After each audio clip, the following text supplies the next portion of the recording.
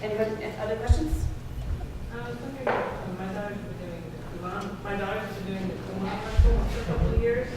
What's your opinion of those? Well, it's funny that you mentioned that because I don't know very much about Kumon, but some fellow in my neighborhood referred me to a recent article in Slate magazine, which is very, very, very entertaining. It's about a journalist who apparently had weak math schools and went to a Kumon center in order to catch up with her daughter. Kumon is, I don't know enough about it. It's obviously very skill-based. I'm not clear on whether it's too skill-based. Too skill-based means that they would not take, in other words, you have to strike a balance. It's true that children need to obviously not do things completely without understanding some level of reasoning behind what's going on. So I don't know too much about Kumon. You do have to worry about tipping the scale in the other direction. But what I want to point out to parents is that you can train your own children in some of the things that they need. What I mean is that there are, if you get your child to be interested in thinking about numbers, your child will want to think about big numbers. You can go out on a starry night and ask how many stars are there. And you can say, how big do you think the moon is and how far away is it? You could ask your child in 4th grade to sit down and help you calculate, suppose I covered the earth with pennies 1 mile deep, how much money would that be? All of that is basic numerical calculation that at least some parents sitting down and helping other parents can guide their children with. You'd be amazed at how much fun a child can have by just practicing simple addition. 2 plus 2 is 4, 4 plus 4 is 8. What happened if you went 64 steps? There's a famous story about the emperor's chessboard. The emperor of China wanted to reward his faithful servants. One of them asked him for $1 billion. The other said, I don't really want very much. All I would like you to do, my dear emperor, is put 1 grain of rice on the first square of the chessboard, put 2 grains on the second, 4 grains on the third, and continue on to all 64 squares. And of course, the outcome is that the emperor chopped off this fellow's arrogant head, because that would have amounted to 17 million years of rice production in China. There are many, many things that you as parents can do to get your children to be interested in numbers and computation. No? Yeah. I want to politely disagree with Stanley a little bit.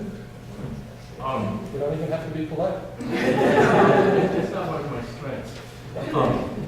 But I'm more of a fan of more serious homeschooling. Many people who try to supplement their learning for their kids because they're in a TERF program or everyday math program will use the Singapore books. That said, it's not so easy. Wilfred Schmidt, who's the former chair of math at Harvard, gave a presentation about how hard it was for him to teach his 4th grade daughter. And he had to be very polite and very respectful of the math that was going on in the school and give his daughter the idea that there's the school's math and math that pleases dad. So there were these two different math types of math that they had to learn because you can't show that there is disapproval of an authority figure. You can't have your child has to know that they can't use the whole math in the math class because there might be disapproval. So it's actually fairly difficult. It's doable, but you actually have to be fairly sophisticated in doing it. And here was this reasonably prominent math professor saying he had a hard time, but he did succeed. No? I went to elementary school in the 70s, and I feel like we were taught quite a bit of algebra. I mean, hearing everything that's said, I feel like we were taught fairly well as far as drills and all of that. Any idea what was taught in the 70s? What was used back Can I ask, how do you learn the multiplication table? Do you use flashcards? Did we use flashcards? Yeah, to learn the multiplication, 3 times spot. Did you use flashcards? Because flashcards was a sort of a nice standard way of learning that, and then at some point it was decided that this kind of memorization was inappropriate, so they stopped. Like, do you learn the multiplication thing? Oh, absolutely. Right. How do they teach it? I remember we had sheets and we Those had. sheets. Oh, yeah, so you just did a lot. Yeah. Yeah, Oh, that's tons good. of Yeah. drills, and I think we did have flashcards. Yeah, because flashcards are a really good way of doing it. but- Was there a curriculum that was used at that time? There's no. With, I mean, one can research that, but With- I'm certain that. I believe What's your with field children answer? in math, there was a swing the other way, there was a fair amount of drill to kill, or more, I shouldn't say that, intensive drill-based math. And then the math ed people took over in the mid-'80s, or actually in the mid-'80s. But you had sort of traditional style programs, probably weren't competitive with Singapore, but were as sound as we had in the US. And are there other programs that you see now being taught starting in elementary schools that are comparable to Singapore, that you like, that you think are decent out there?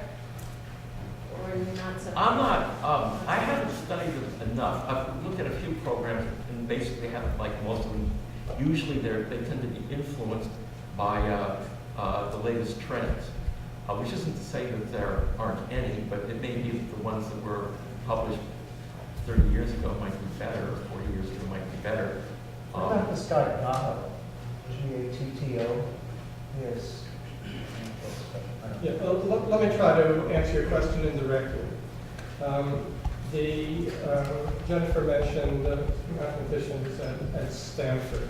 California is a state where, in fact, there has been, I wouldn't say friendly collaboration, but de facto collaboration between math professors and K-12 educators.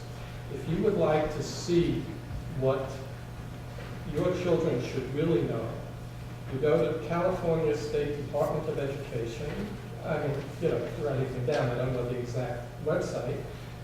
You could look up release test questions, California math assessments.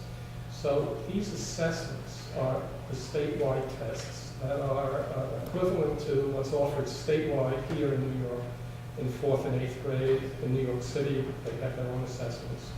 But those assessments in California have good content, in the same sense that I'm saying that these Singapore books in front of you have good content. And if you would like to see what your children should reasonably know at a grade level, look at the appropriate grade level assessment. And I said I'm answering your question indirectly. You can contact the mathematicians in California and see what the answer to their question is, because they have more direct contact with curricula. It is quite likely that the curricula that are being used in California are not the ones that those mathematicians would prefer, but they've had more direct experience with K-8 curricula than anybody sitting at this table. So I'll be glad to give you references and connect you with those people. We can try to find that too, and make sure it's on the website. Mercedes? Thanks. Can you explain how the multiplication tables were taught in 3rd grade under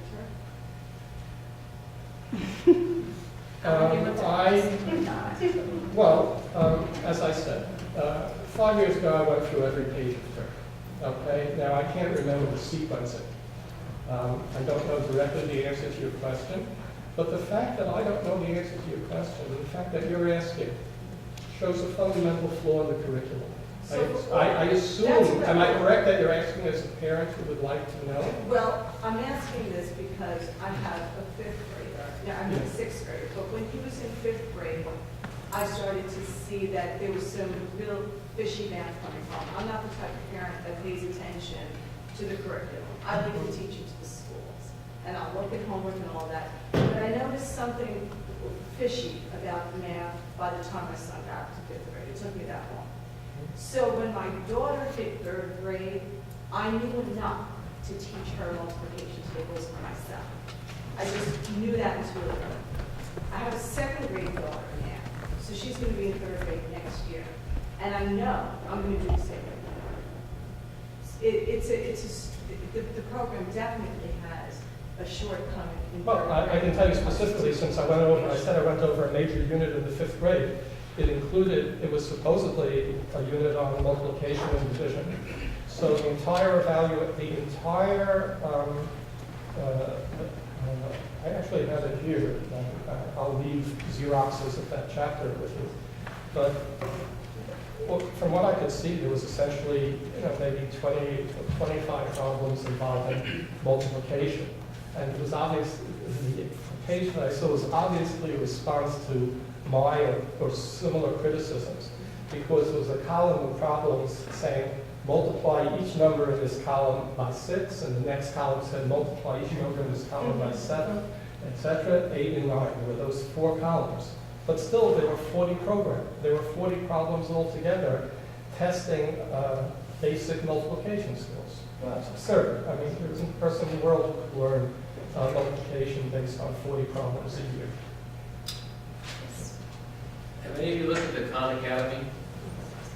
I have.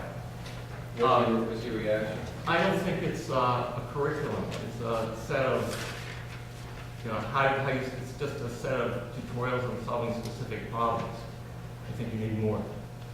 That's correct. I've sort of been living with many of the complaints that you've had. My husband is an engineer, and so he's been complaining very, very actively to me for the past several years about the math curriculum. And he kind of created his own little math curriculum that we use at home, and he, unlike the Harvard professor you alluded to, has not been so PC with our kids. And they literally sat at the table. I have an 8th grader and a 5th grader, and they cry when Daddy helps them with math. Because what he essentially says is, shut that stupid textbook, and I'm going to teach you how to really do math. And they've done well, but they have to have, as you said, they have to have two vantage points, right? They have to look at the way they learn in school, and then the way they unlearn it and relearn it correctly at home. And as you're saying, it's very difficult. I mean, I've had my son, is a really big boy, and he's walking around sobbing like a 4-year-old because Daddy won't let him do the problem the way he's taught in school. And it is very challenging. So I'm happy that this conversation is bubbling up, because I sort of thought it was just us, and maybe my husband's UPenn head just going off. I'll make a confession. I looked at my daughter's 8th grade book, and my response is something I can't say in front of this audience. And she wouldn't talk to me about math until, Dad, how do you do this SAT problem? And that was a serious loss. But I mean, she's okay. But I regret having closed that channel. It was a serious mistake on my part. And I hope that's a lesson you can all benefit from. I have a question. The high school senior babysitting my children asked me tonight, so I thought I would ask you. She is an AP student, and she's been in home K through 12. This is her last year. And when I kind of told her what I was coming to tonight, when I needed her to babysit, I gave her just the 5-minute sample, showed her my son's homework, and once she got past the shock, she said, well, I'm in AP physics, and she said that on the AP exam, there's a large portion of it that you're not allowed to use a calculator. And there's some very large numbers that you have to multiply. So her question was, if she was like my sons that are being exposed to this math, would she even be able to be in AP physics and have a chance of passing, getting this math as her basis? Well, the answer seems, based on what you're saying, to clearly be no. But I'm not familiar with the AP physics exam. And indeed, I'm a little bit surprised to hear that there are large numbers which are expected to be multiplied by hand. That's not the way physicists normally work. What you're saying suggests to me that as a specific pedagogical point, the authors of the AP exam are sort of making a little dig at these kind of anti-calculation programs.